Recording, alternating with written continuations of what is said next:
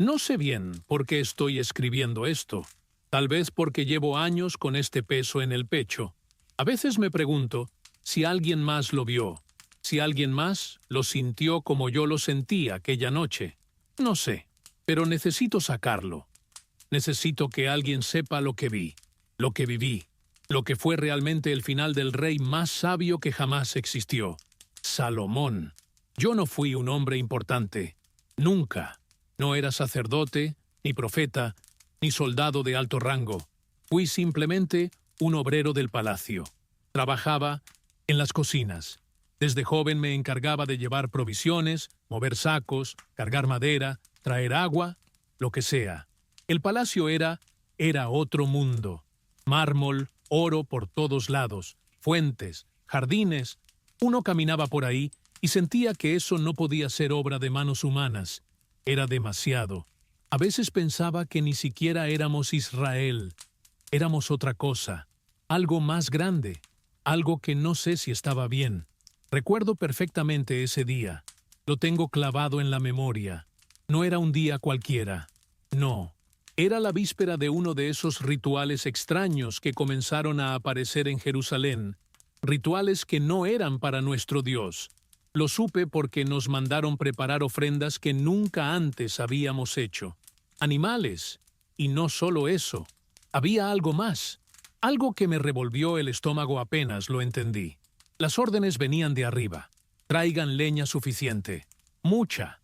Para mantener el fuego toda la noche. Decían. Pero ese fuego no era para el altar del templo. No. Era para otro altar. Uno en la colina al este.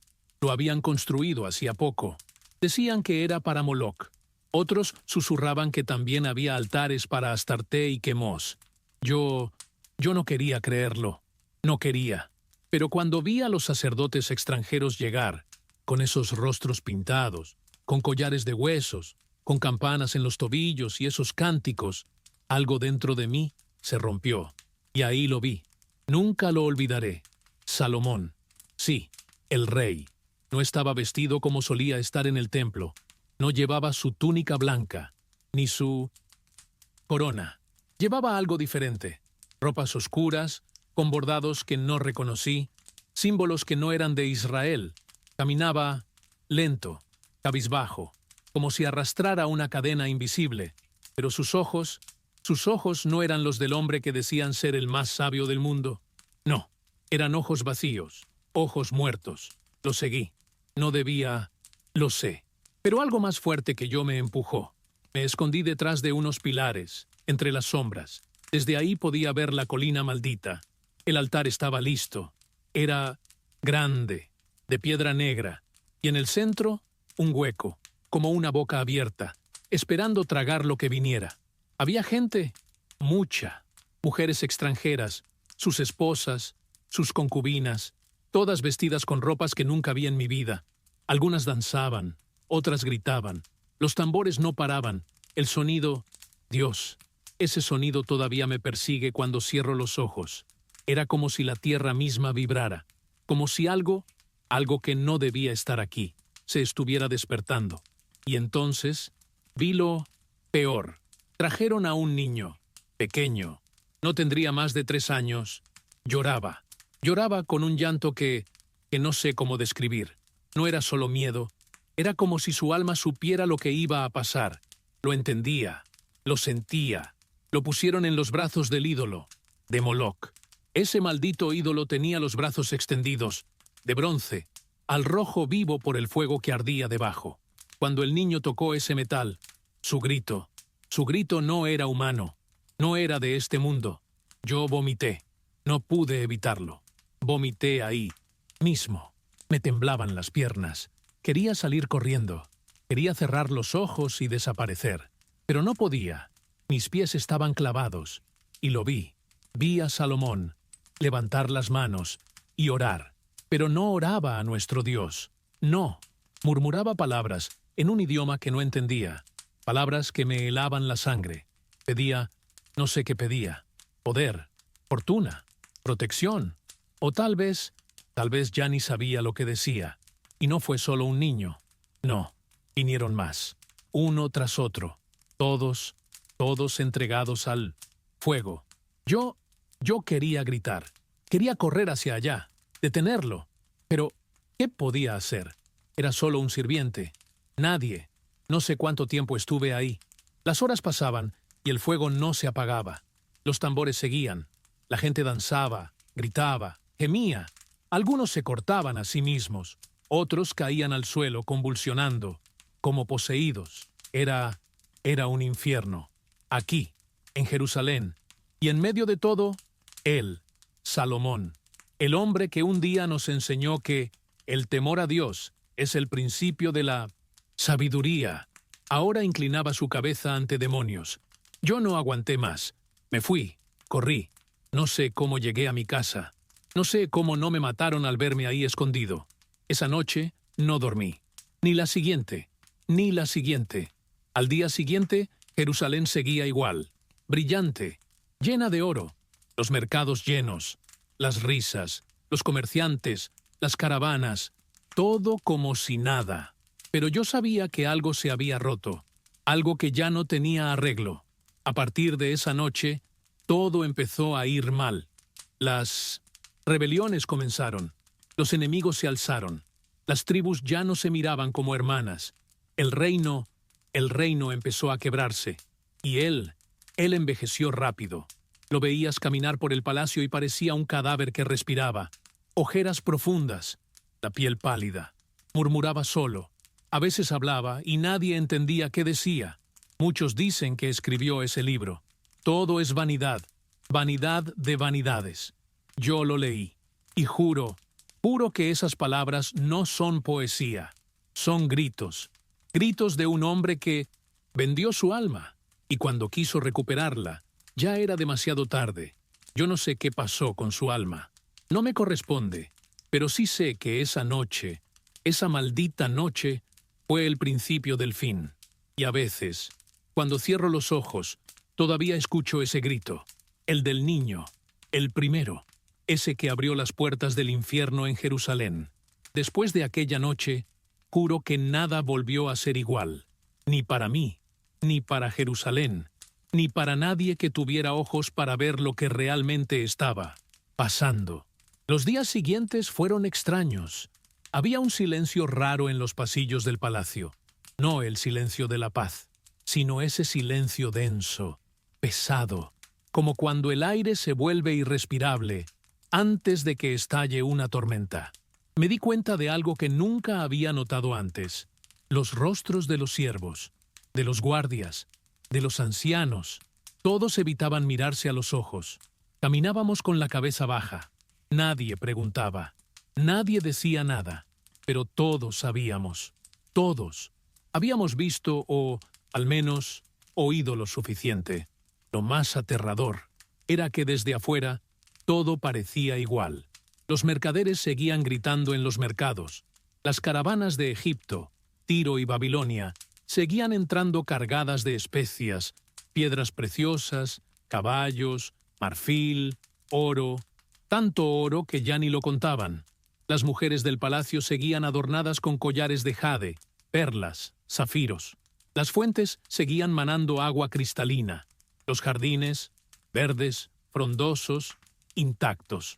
Pero debajo de esa belleza, había algo podrido, algo que olía a muerte. Una tarde, mientras cargaba ánforas desde el almacén hacia la cocina principal, me crucé con uno de los artesanos del templo. Lo conocía. Se llamaba Joram, un hombre bueno, piadoso, uno de esos que dedicaron su vida a esculpir los detalles del templo. Lo vi. Estaba sentado, encorvado, con la mirada perdida, sosteniéndose la cabeza con las manos. Me acerqué. Le pregunté qué le pasaba. No me miró, solo murmuró. Lo vi. Vi cómo construyeron un altar sobre las piedras que yo mismo tallé. Un altar para Baal en Jerusalén. Se le quebró la voz y se quedó ahí, como si su alma hubiera quedado vacía. No supe qué decirle. ¿Qué podía decirle? Si yo sentía lo mismo.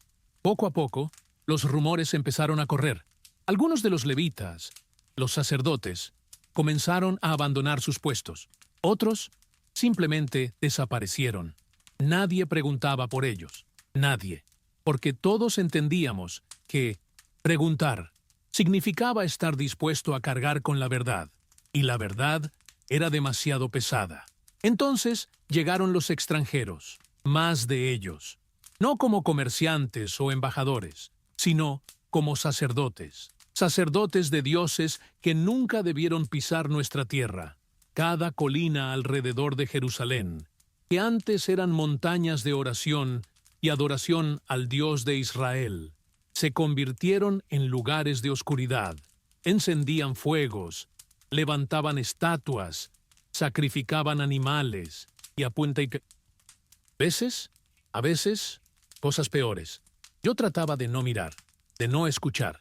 Me decía a mí mismo, no es asunto tuyo, no te metas. Tú solo eres un sirviente. Cumple tu trabajo y cállate. Pero, ¿cómo se calla cuando cada noche los gritos atraviesan las paredes, cuando el humo negro se eleva y cubre el cielo hasta tapar el sol, y uno sabe que ese humo no es de madera, sino de carne, carne quemándose viva? Una noche me tocó llevar alimentos al ala oeste del palacio. Allí vivían algunas de las esposas extranjeras del rey. Mujeres de Moab, de Amón, de Sidón, todas con sus criadas, sus esclavos, sus ritos. Al entrar, escuché unos cánticos, bajos, guturales, como si fueran voces saliendo desde debajo de la tierra.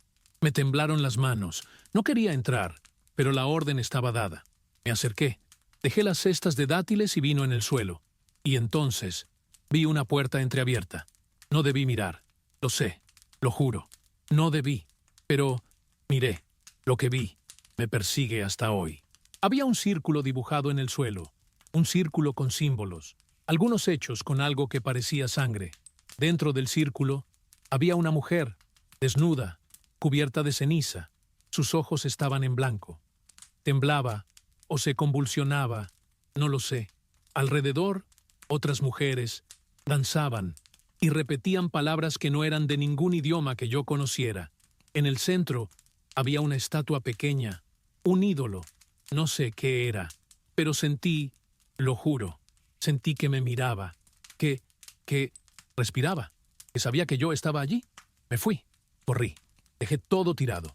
No me importó. Esa noche no pude dormir, ni al siguiente día, ni al otro.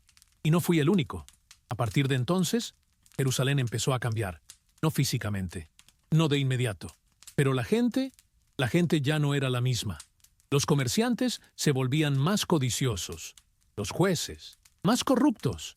La violencia comenzó a crecer en las calles. Los rumores de rebelión, de tribus descontentas, de enemigos que se preparaban, empezaron a escucharse por todas partes. El reino, el glorioso reino de Israel, el reino que Dios había levantado desde los días de David, empezó a desmoronarse, no por fuera, sino por dentro, por el alma, por la podredumbre que se había metido hasta el corazón del palacio. Y Salomón, el rey, el hombre que fue sabio, se volvió un fantasma.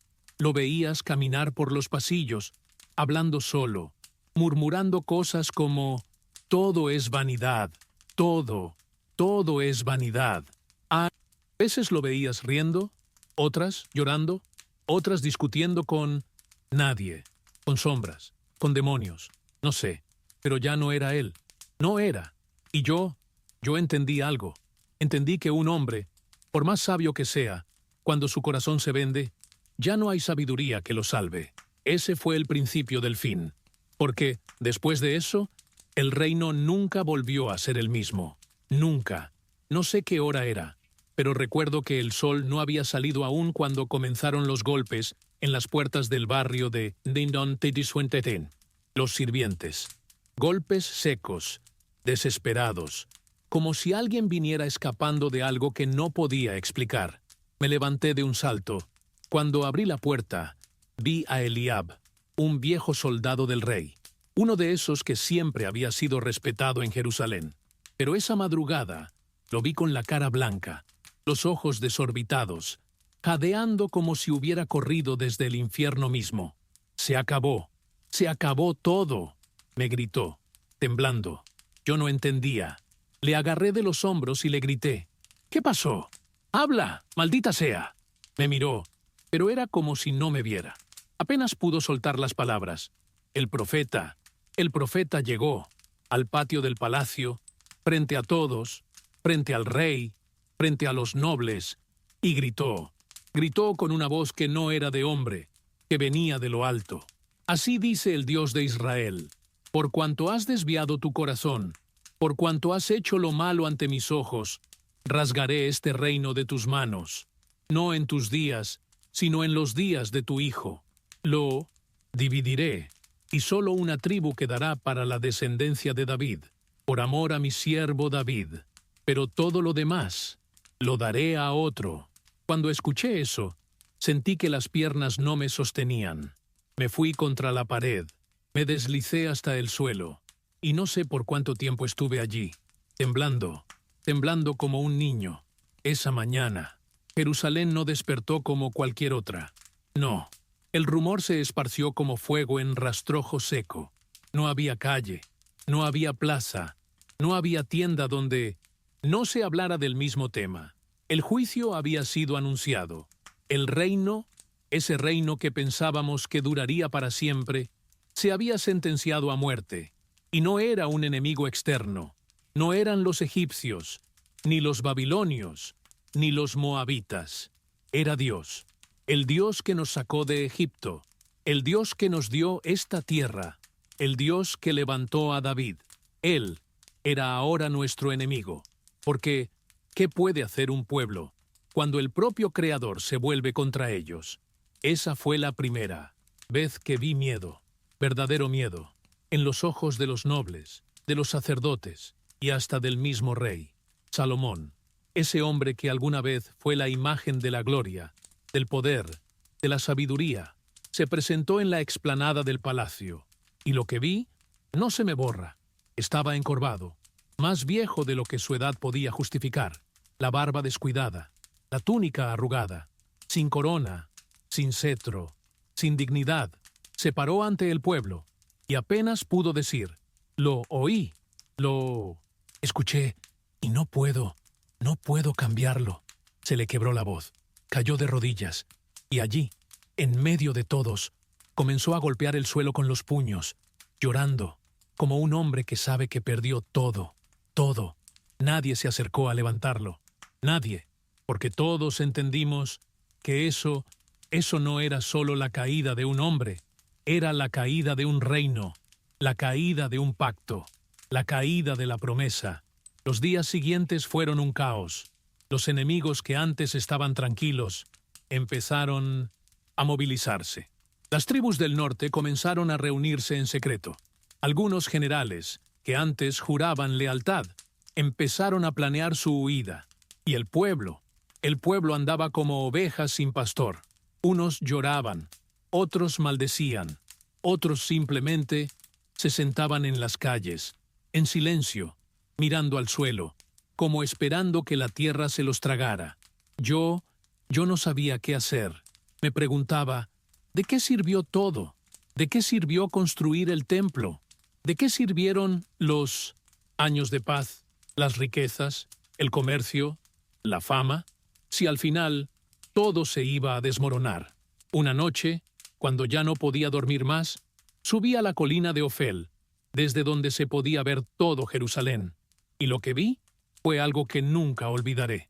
El templo, el gran templo, brillando bajo la luna, las torres doradas, las columnas majestuosas, todo imponente, hermoso, y sin embargo, vacío, hermoso por fuera, muerto por dentro.